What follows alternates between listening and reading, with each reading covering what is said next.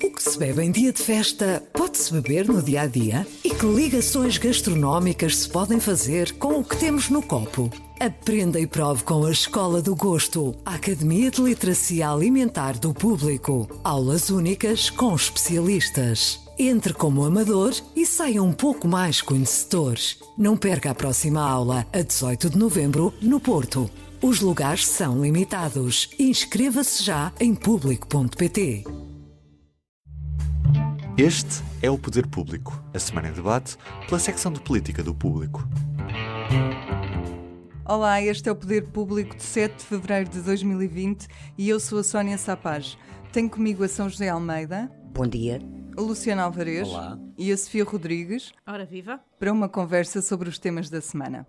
Ontem foi um dia importante no Parlamento, foi o culminar de uma maratona de votações que começou na segunda-feira e que nós acompanhámos intensivamente. Os partidos aprovaram o orçamento para 2020, só o PS votou a favor e só a direita votou contra, e António Costa saiu contente, assim como Mário Centeno. Sofia, tu que estavas lá, dirias que tiveram razões para sair contentes? Eu acho que eles saíram de facto bastante, com um ar bastante satisfeito.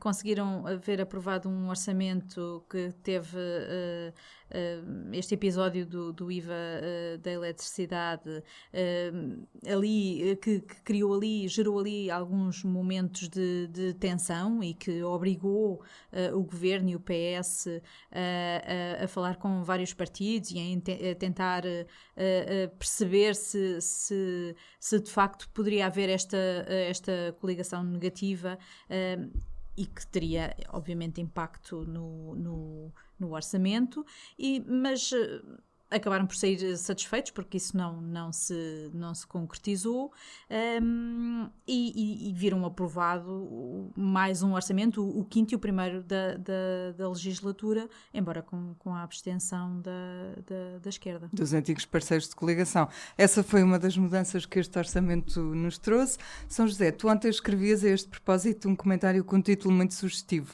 António Costa gosta mesmo de Jerónimo de Sousa. O que é que tu querias dizer com isso? Querias chamar a atenção para quê? Queria chamar a atenção que houve de facto uma alteração de estratégia de alianças por parte do PS nesta legislatura. Ou seja, isso já tinha ficado indiciado na formação do governo. De facto, não houve uma intensidade e uma convicção no procurar uma coligação à esquerda por parte de António Costa. Ele fez encontros, mas recusou uma parceria exclusiva com o BE. Aliás, o clima de tensão entre António Costa e o BE e o PS não é uma questão só de António Costa, a atenção é de vários dirigentes do PS e de vários membros do governo. Em relação ao BE, era visível já no final da legislatura passada e tornou-se explícita na campanha eleitoral, quer nos debates, quer numa entrevista que Costa deu ao Expresso, que eu lembro dessa entrevista, em que Costa, sem nenhum pudor, fez uma ironia, que foi recorrer à figura de um amigo dele, que não diz quem é, que diz que a diferença entre o BE e o PCP é que o PCP é um partido de massas e o BE é um partido de mass media. E, portanto, logo aí nessa altura, percebeu-se Até porque isso deu logo, se leu uma na altura, Catarina Martins respondeu. Irrita muito, o Bloco fica muito irritado com essas expressões. Não, mas e depois houve outro momento também, que foi no último debate da campanha eleitoral, creio eu, quando Catarina Martins fala que o BE que esteve na origem da coligação da anterior legislatura e que isso depois cria também um conflito. Se recordarmos o que foi o processo todo de aprovação da Lei de Bases da Saúde, essa tensão entre o Governo e o BE estava lá. E, portanto, agora há de facto um novo ciclo de entendimentos e em que é claro que o Primeiro-Ministro dá preferência ao PCP. Tu lembras? Não é só uma questão de querer paz social, e de facto o PCP tem o peso de dominar a CGTP e os grandes sindicatos da função pública. É mais boa. Não é? E, tem portanto, mais massas. Isso era o que ele queria dizer. E portanto isso é importante, mas é também uma questão, penso eu neste momento, de atitude institucional Eu penso que como o PCP é um partido mais institucional que o BE, para uma pessoa, para um político do tipo de António Costa, que é um político antigo, ainda de uma tradição, é talvez o último político de uma geração que vem de Mário Soares no PS, de várias gerações, mas que foram criados num modelo de política dessa época. O institucionalismo do PC é uma questão que dá confiança a António Costa. E para sermos práticos, a verdade é que os deputados do PCP chegar-lhe-iam para fazer uma maioria. Claro que chegam, claro que chegam. E isso também conta. Tu lembras outro episódio, Quer dizer, muito mais em recente? em absoluto não, mas com mais... Sim, 108 mais 12, 10 do PCP. Sim, está bem, era suficiente, sim.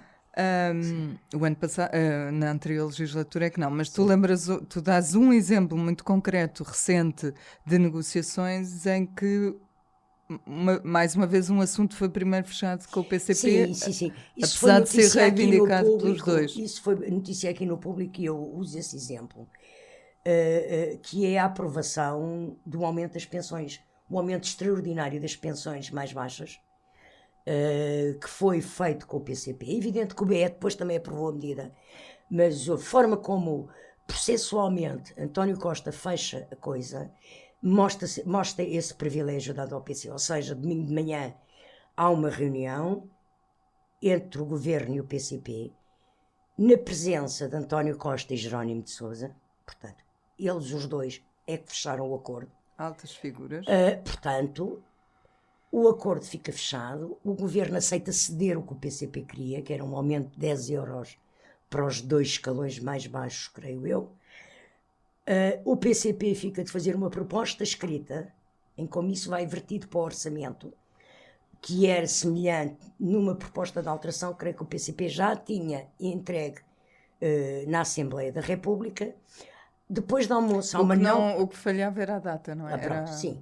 Mas, portanto, o conteúdo é o mesmo.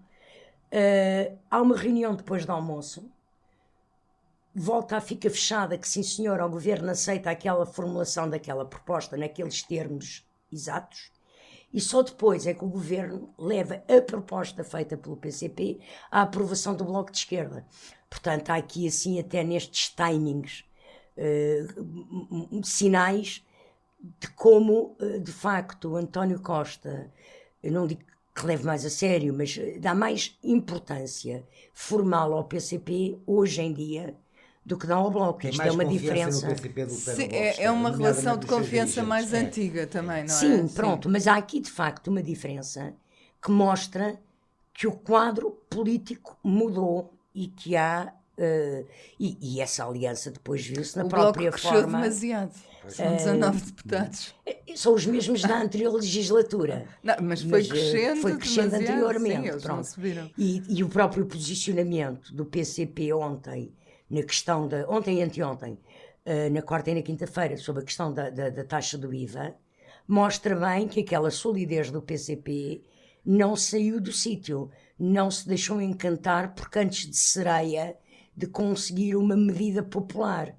Ele tinha um acordo, tinha medidas aprovadas. Aliás, ontem de manhã o gabinete de imprensa do PCP solta um inédito comentário antes da votação final, uma nota, não é um comentário, um comunicado, a elencar tudo o que o PCP tinha conseguido no Orçamento de Estado, incluindo a requalificação do Teatro Camões, quer dizer, vai a um pormenor absoluto, e, portanto, são sinais de que o PC não ia mudar nada em relação ao IVA, porque tinha conseguido coisas, na sua opinião, mais importantes do que a questão da redução da taxa do IVA.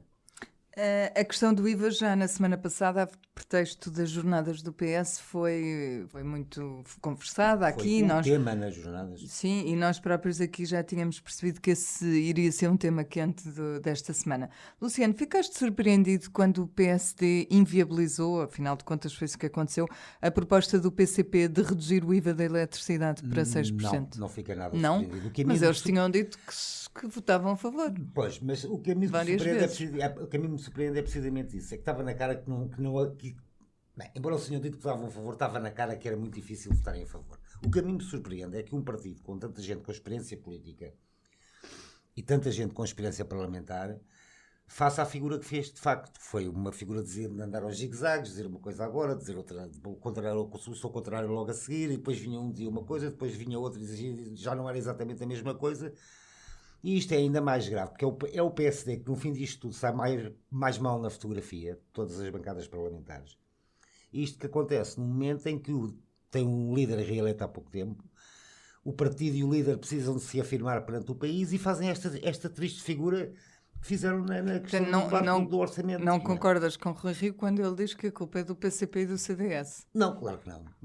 A culpa é do PCP e do CDS, destes zigue-zagues. Eu acho muita graça que um partido que tem quase 80 deputados se justifique que a culpa de uma medida ser aprovada ou não é de um partido que tem 12, 10 mais 2, ou de um partido que tem 5. Acho isso que revela muito sobre a segurança da liderança do PSD. Há uma expressão popular que eu usaria para esta figura que o PSD fez neste debate orçamental. Andaram completamente aos papéis.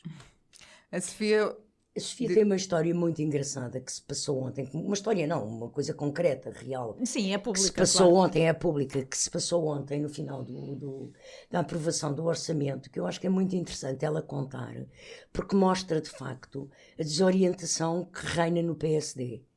Conta lá, Sofia.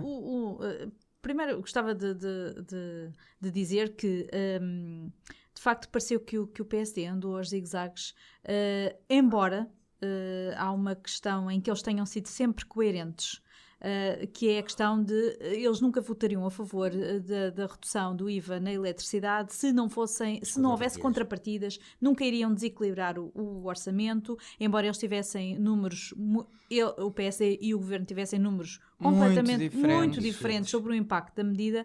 Portanto, isso foi uma coisa que o Rio e outros dirigentes disseram. Sim, mas também desde o início. Trocar cortes em gabinetes por 3 meses de prazo era um bocadinho incompreensível. No fim, essas contrapartidas já eram só 8,4 milhões de euros. Depois ele reduziu para tornar, digamos, a medida mais e depois as contrapartidas razoável. Já eram a data só. Já eram apenas a data. Já era só a data. Não é? Bom, mas... O que parece que terá acontecido aqui é que no grupo parlamentar e no PSD tinham um bocadinho de receio deste episódio por causa da crise dos professores. Porquê? Porque as votações no Parlamento, não há apenas uma votação, estes processos são complexos e isso de facto pode dar a entender que o PSD andou aos zigue-zagues. A explicação Mas eu ia-te perguntar por isso, líder, precisamente. A explicação do líder é que não andou aos zigue-zagues, que o que aconteceu, portanto, ele alega que o que aconteceu é que trocaram a ordem do guião na votação final global, ou nas avocações, melhor dizendo, face à votação na especialidade, e que ao se ter chumbado primeiro as contrapartidas, ele nunca poderia votar a medida em si, a medida da redução. Isto é um bocadinho complexo e o que o próprio Rui Rio disse aos jornalistas quando recusou qualquer recuo é que o PSD só sairia mal da fotografia se os jornalistas não soubessem explicar bem o que ali se passou. O que me parece estar a responsabilizar os jornalistas totalmente ou desta forma por aquilo, pela intervenção e pela atuação do PSD, parece-me um bocadinho exagerado, sabendo Rui Rio que de facto o processo de votação do orçamento e de outras leis, mas do orçamento em particular, é complexo. Portanto, não consigo perceber porque é que o líder do PSD escolheu este momento para insistir aparentemente nesta medida, nesta redução do IVA, sabendo ele que poderia Resultado desta forma que resultou. Que poderia sabendo sair ele mal que da era fotografia. completamente contra a natura um acordo entre o PSD e o PCP. Não deve ter havido muitos E o BE? no passado. Que ele também, Sim, o BE, sim, a mas certa eu altura, acho ofereceu-se. que ele acredita que o BE votaria com eles. Eu confesso que a mim própria custou-me entender essa diferença, a diferença que faria votar as contrapartidas antes ou depois, porque ele não disse as coisas com a clareza com que tu disseste agora. Porque ele não disse assim, meus amigos, as contrapartidas são estas. Se votarem a favor, nós aprovamos a proposta do PCP. Se votarem contra, nós não aprovamos a proposta do PCP. Eles nunca disseram isso com essa clareza. Com Se o essa clareza, tivessem no dito- debate de manhã, não foi dito. E, de facto, a imagem e Oh, o Sofia, mesmo momento quando ele explica é mediático, embrulhado. Ele não diz que isto passa assim. é o deputado Duarte Pacheco, com quem Rui Rio está obviamente articulado, a dizer: nós vamos votar a vossa proposta, dirigindo-se à bancada do PCP, Exatamente. sem mais. Exatamente. Sem mais. Como, aliás, e no havia momento a dito... seguir, não votam. Portanto, Exato. abstêm-se. Não votam a favor, abstêm-se. E é isso que as pessoas não compreendem. Como, aliás, já tinha dito no fim de semana Nuno Moraes Sarmentos, tinha dito vamos levar até à última consequência. Não foi verdade, retiraram. A proposta dos 6% do PSD foi retirada. Retiraram porque as contrapartidas foram votadas. Eu acho que até aí o Rio foi coerenteSim, com o mas que sempre disse que nunca votaria. Mas admitiu, É o de PSD facto- admitiu votar a dos partidos de esquerda, não é? Mas sempre com as contrapartidas. Isso por acaso eu acho... Para mim sempre foi claro isso. Mas O que eu quais acho... contrapartidas é que a proposta do PC e do BE lhe davam? Não, não, as as contrapartidas deles. dele, propostas pelo próprio PSD. O que eu acho que mudou foi ali, a um dia da votação. Portanto, isso deixou de estar tão claro. Deixou Sofia, de estar mas mesmo na nítido. quinta-feira, quando há aquela última votação, na especialidade ainda, a votação que depois é avocada, as contrapartidas chumbam. Chumbam, e ele nesse momento, Nesse o momento PSD ele dizia assim, retira. acabou, pronto, acabou. Não passam as contrapartidas, acabou. E o que Eles fica para ser continuaram a votado é apenas acreditar. a do PC e a do BE. Exato. É Portanto, eles foram difícil. alimentando a ideia de que poderiam votar, não a dele, a decisão de reduzir, porque a do PSD foi retirada, mas a proposta do Bloco ou até do PCP. Sim, Portanto, nós- ambos, embora com taxas diferentes. A verdade é que sai muito mal na fotografia. A verdade E é por que as culpa pessoas deles. não entendem. E por Quer dizer, é culpa muito difícil tu explicares estes detalhes Claro. a quem está do outro E lado. é que o Rio, não- quer dizer, já viveu a lição da crise dos professores. que foi mesmo muito parecida. Que foi parecida no sentido em que a votação também é complexa e, no fundo, também foi votada uma proposta quando as propostas do PSD que pretendiam acautelar Contrapartidas, não era contrapartidas, mas era compensações. também caíram. E isso é que motivou a crise política que se seguiu. Portanto, não consigo compreender que com essa lição que saiu cara aos partidos, ao PSD supostamente e ao tinham CDS, percebido. e que supostamente teriam aprendido essa lição, não consigo compreender porque é que o líder do PSD escolheu este momento numa votação orçamental e esta medida Só há uma coisa em que ele particular. conseguiu de facto fazer, foi criar instabilidade. Isso Claro. conseguiu, e isso podes dizer. Eu foi acho, uma eu coisa acho que má para o governo, um dos essa objetivos que eu instabilidade. consigo perceber nesta estratégia, neste novo ciclo, nesta nova legislatura, foi que o Rui Rio queria demonstrar que a geringonça não estava tão sólida. E que, Mas já e não queria... existe nenhuma... Sim, Nenhuma enfim, aliança. que a maioria Quis tornar parlamentar, isso claro. ele Que a quis esquerda, tornar pronto, esse, que a esquerda já não estava Já tão não se sólida. entende. Penso que E- esse seria um Mas objetivo. agora, em relação a isso, tenho uma pergunta para ti. Ok, a esquerda não está tão sólida, nós acho que já tínhamos percebido isso. Mas a direita, como é que a direita sai disto? Eles distanciaram-se, na A verdade. direita, é assim, ele foi bastante duro para o CDS, não é habitual. CDS que se portou de forma impecável. Nunca hesitou nunca se deixou Sim, tentar... a líder parlamentar fez o seu caminho, ela esteve muito bem.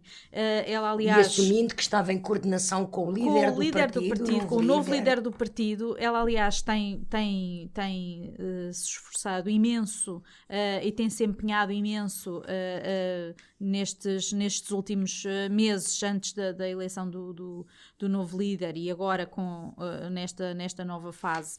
Ela fez o seu caminho, não se deixou tentar por mais nada. Nós, tanto quanto sabemos, escrevemos isso hoje, o PSD também não abordou ninguém formalmente, não é? Do CDS, nem da bancada parlamentar, para tentar conseguir um apoio.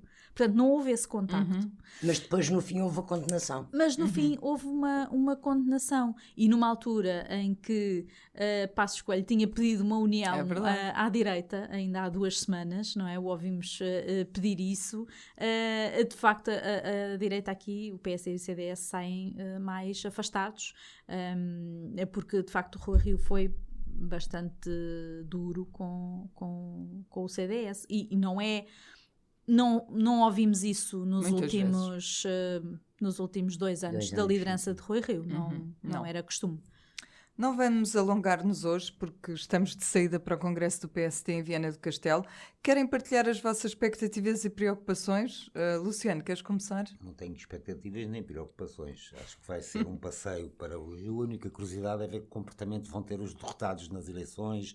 Só meter muita cabeça de fora, se não vão meter, se vão meter a viola do saco, se já arrumaram a viola, se não arrumaram.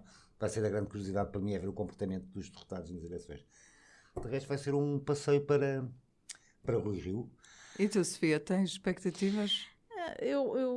O Rui Rio disse que iria fazer algumas mudanças na sua direção, mas que não ia ser uma revolução. Eu penso que ele vai ser cauteloso, que não vai ser arriscado se substituir elementos da sua direção. Só saberemos isso amanhã ao final, no sábado, ao final do dia.